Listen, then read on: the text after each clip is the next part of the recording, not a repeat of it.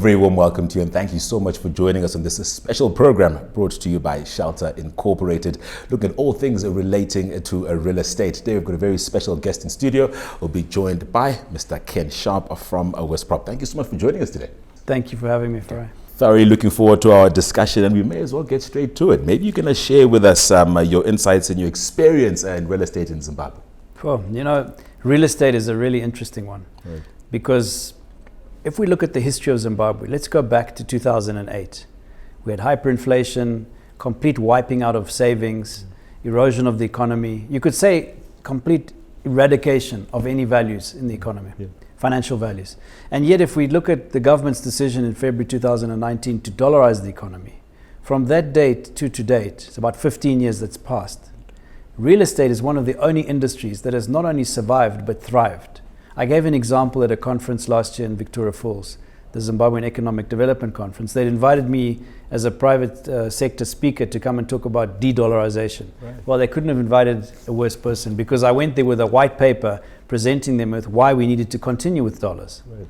And the argument I have is from 2019, for the last 15 years, real estate has only been sold in US dollars. Right. You won't find a house today that you can buy in local currency. Right. It doesn't happen. And that gives the real estate sector a unique opportunity and preference to other sectors and other areas of the economy that are subjected to local currency fluctuations. And that in itself has allowed real estate to grow. And I gave an example, $100,000 property that I bought in 2008. I sold it for $600,000 several years later. That property changed hands last year at $1.2 million. Right. So 12 times growth in US dollars. Right.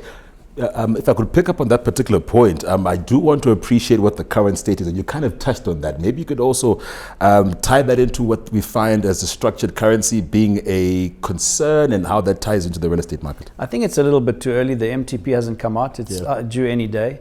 But I think what government's trying to do is obviously stop the runaway rate. Yeah. My counter suggestion to that is to actually replace local currency with US dollars. The reason why is 80% of our economy today is in US dollars. So we already are a US dollar economy. Let's face the reality. The problem is government needs some kind of local instrument to pay civil servants and to pay their bills, and that's why they need a local currency. But as far as the private sector in the economy goes, we're already 100% US dollars. Right. You also spoke about how the real estate sector was the best performing after we dollarized the economy. How would you position that particular growth within the Zimbabwean market sustaining itself towards 2030? Look, and that's the thing that I'm pleased about, because at that conference, we were not sure on what decision the government would make. It was very close to them making a decision to de-dollarize this economy, which means right now we'd be back to only RTGS.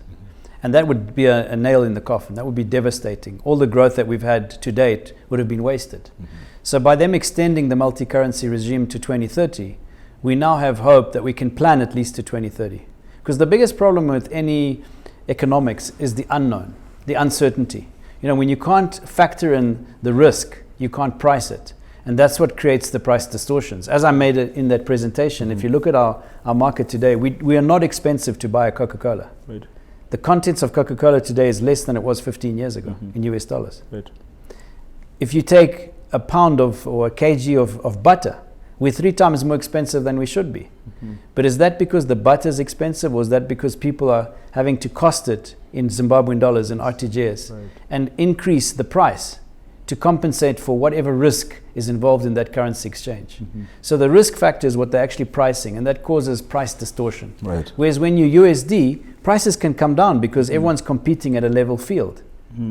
You also did make a you also did highlight earlier on in terms of how the real estate industry rather has been best performing. What would you think separates it from other industries in terms of that kind of performance? Look, as I said, stability. Okay. You know, people want to be able to trust something that they put their money into, that they know they're going to get it out of at the end of the day. I always say any investment is easy to put the money in, but how do you get it out? Right. So with real estate being in US dollars, people know that if I put my dollars into this property, this piece of land or this house or this office, I know at the end of the day, I'm going to still get my US dollars back.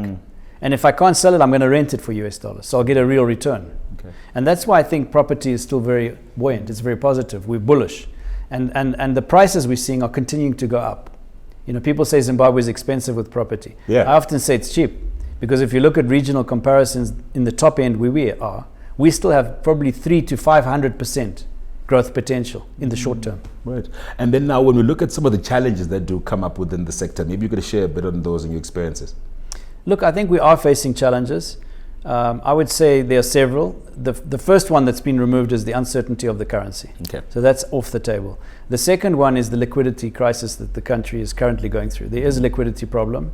Government needs to stimulate this economy. Okay. I think we're overtaxed. We need to look at taxes, especially on the SMEs. I know that we have to try and formalize this sector of the economy, but at the same time, that is the people that are driving this economy. Okay. So you need to really promote them instead of penalize them. So my view is the government should relax, open up, and let this economy grow. Right. The president wants this country to be an upper middle income society by 2030. We've got 6 years to go. For that to happen, we really have to get some injection of capital. Most definitely. And then the third area I would say is skills. We've had a brain drain over the last 2 decades. So we've got a lot of Zimbabweans living in the diaspora. Please come home. We need you. We need skilled builders. I don't have today a construction manager or project manager that can take my company forward in Zimbabwe today. There's not one available in the whole country. I have to import them. And hopefully I can import a Zimbabwean. If I can't, then I'm going to have to import an American, an Indian, or a Brit, or a South African. Right. Because those are the people with skill that I need to build the future of the country. And right now we don't have that in Zimbabwe. Right. And I'd say the last one that affects us more than anyone else is our office. We've grown out of our office. It's a good problem to have, but physically we've run out of space. Right. So we're building a new office. In fact, yesterday we announced the plans, a 5,000 square meter brand new office in Borodale, next to the Mall of Zimbabwe. We're starting construction this year on it. Right. I do want to speak on issues of sustainability. We do find ourselves meeting global best practice methods, especially within construction. Where do we fare as Zimbabwe at the moment with meeting those basic prerequisite requirements? I think we're very poor. Yeah. The problem is that the practice and the code has not been such that there's been any compulsory move towards sustainability. Okay. So it's been voluntary. And everyone thinks by becoming more sustainable, it's more expensive or less likable. But in our case, we've purposely, from the beginning, designed our projects to be more sustainable. So in Millennium Heights today, we were building Block 4, ED Block, we opened last year. Every single one of our buildings, every time we build one, we increase it in terms of height. So we go up in height and we go up in quality. And in that offering, we also introduce more green practice. Right. So the building you'll see on Block 3 that's opening in 2 months' time, you'll notice the balconies. We have glass balconies to start with, which are the first glass balconies in Harare. Right. And the reason for that is to see the greenery. Right. So we're attaching greenery onto the building in planters. We can put whole trees onto the balconies. Whole trees, big plants. So when you look at the building, it becomes a green building visibly. And then on the roof of that building is solar panels, the entire roof. And the solar continues on the car park so that we can generate enough solar power to actually supply all the residents in that building. Right. Then another feature we introduced in actually Block 2 was the gas reticulation. Okay. So instead of each unit buying its own gas bottle and fitting it looks ugly, we reticulate it in the walls, centralized distribution and gas meters and underground storage. Wow. So the gas supply system is actually within the building. And we're doing the same thing now in Block 3 and 4.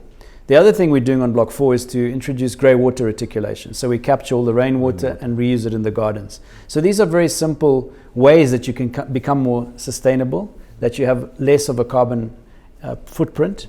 And some of the other ways we're looking at in the future is actually to improve the building technologies so they are more sustainable. Okay. Because a lot of building technologies today are over-reliant on high carbon impact building, and it's one of the things in the industry that need to be looked at, because if you look at our CO2 emissions, a lot of it is coming from construction. Most definitely. I can't end this discussion without touching on how the real estate sector contributes towards supporting government efforts to meet housing. How is that faring at the moment?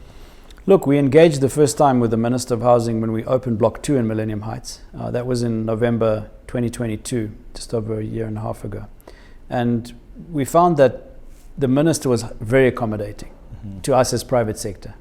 They acknowledged immediately that they cannot solve the housing problem on their own. Yep. And they want to partner in a smart partnership way with private sector to deliver housing to the people. So there's different categories of housing. We're in the high end, luxury housing, but there's middle end and there's low end. Right. and high density, low cost housing is a big need in Zimbabwe. So I think private sector really needs to get together more with government and find solutions, smart solutions to solve the problem, because government cannot do it on their own. That's it. I'm glad you said smart solutions, because the smart city concept also is one that government is embarking on going forward. Any closing remarks that you'd like to be able to give us before we wrap up our discussion? I will talk about the smart cities, because I just came from this morning, Urban Renewal. The city of Harare was hosting a conference. The Architects of Zimbabwe Association was there, and they invited me to come and speak. And I spoke to them on smart cities. And I think, we cannot expect ourselves living in today's age to not be part of the mainstream economy, the global economy in the world today. And Africa for a long time has felt like we are separated from, the world's first country's developments. There's no reason why we should be considered a third world country or a third world continent. And I think this is the opportunity we have to leapfrog the other countries, because technology is available to anyone who has a computer and internet access. And we're living in the age now of data. We're in the data fuel economy. The old economy of carbon era fuel is gone. And the future is all about data. It's a data-driven economy. And smart cities rely on data. So those who are starting businesses or getting into development now, my encouragement to them would be invest in data. Invest in sensors. Small things, devices that pick up data. That's where the money is of the future. Because the more data they collect, the more it's worth. Everyone doesn't understand the model of Tesla. It's not about the car. Anyone can make an electric car. Their value proposition is their data, because they started so early. So the only reason for their valuation to be so high is because of the data they have on the roads, because their cameras have been watching these roads for years. So as we get into the smart city era of the future of countries, and one of the statistics that you may not know is 2050, UN has said 70% of the world's population will be living in urban cities. So that's a huge migration into urban cities. And we can only cope with that demand by making the city smart. There's no reason why someone should travel an hour to work or 2 hours to work, and then another hour to go do their shopping, and when they want to go play tennis, another hour to the tennis courts. We can create that smart city concept all in one locality. And we at West Prop are pioneering that way with our lifestyle communities. So we have one in Millennium City, where we're building the Mall of Zimbabwe, Pokogara residential homes, Millennium Heights that I mentioned, the office park that we're building, we're starting this year on. That's all within one locality. Warren Hills, we're about to launch the Hills Luxury Lifestyle Estate next month. That's another 127 hectare development. That's a smart city. And then Pomona City at the end of this year, we'll do the launch of phase 2, which will really show people what we're talking about when we say we're bringing Dubai to Zimbabwe. So these smart city concepts is really simply put where people can live, work, shop and play. And we've pioneered and coined that concept, and we're leading the way. Others are following in the market. It's really exciting for me to see other developers doing the same thing all around us. Right, that makes sense, and I guess that's when cents make dollars.